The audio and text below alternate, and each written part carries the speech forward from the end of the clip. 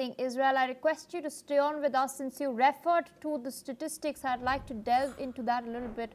The United Nations Human Rights Office has stated that at least 982 Palestinians have been killed by Israeli forces in the West Bank since the 7th of October 2023. In the post, the United Nations High Commissioner for Human Rights, Volker Turk, has now called for the violence to end. This comes as Israel is continuing its raids in Al-Muyahir, which is a West Bank village that has been uprooted. Thousands of olive trees have been uprooted. The people there as well are really suffering at this point. Meanwhile, this week in Gaza, at least 20 people, including 5 journalists, were killed in a double strike by Israel on the Al-Nasser hospital. UN Secretary General Antonio Guterres has strongly condemned the strikes, and since the war started on the 7th of October in 2023, over 60,000 Palestinians have been killed in Gaza. Still with us on the broadcast is Ali Mohammed Abushbak.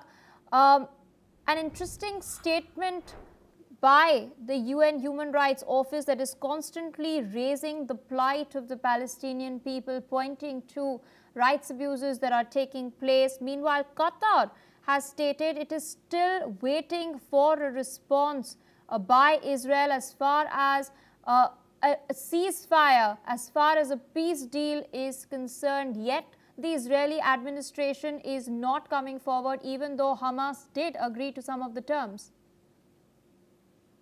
The situation, also the condemnation of United Nations is not enough to stop the war in Gaza until there is a no sanction imposed in Israel. There is no limitation for the Israeli aggression on the ground. We have seen several of countries condemn and denounce the Israelis' behavior on the ground.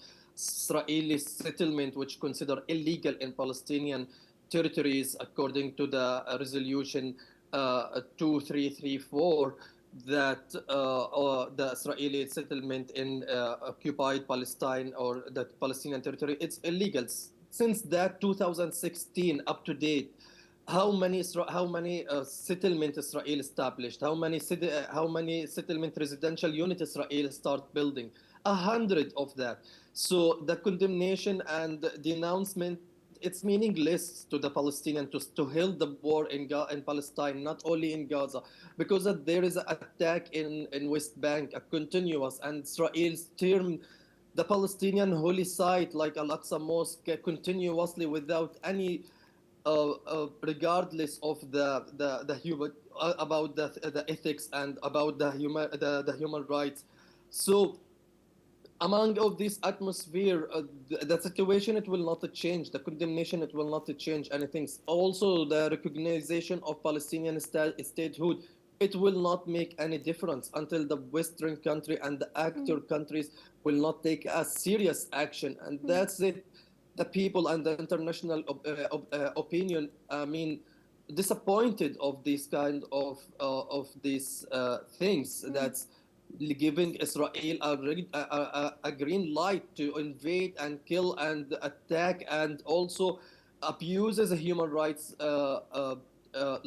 Also, I mean, Pina, it's a bit complicated, despite these reports and the fact on the ground.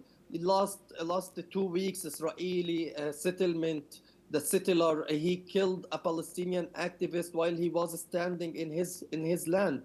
And the international community and the international actor, they didn't take any stand, they didn't take any action. It's just only as a number on the news, as a story for the news.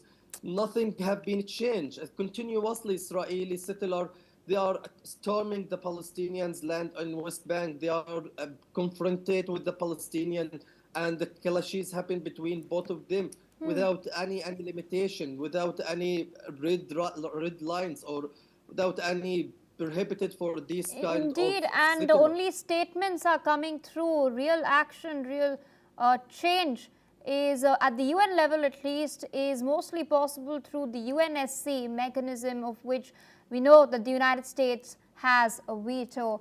I would like to thank you, Mr. Bushback, for taking our time, sitting with us on NewsX World. Meanwhile, viewers, we're shifting focus to what's transpiring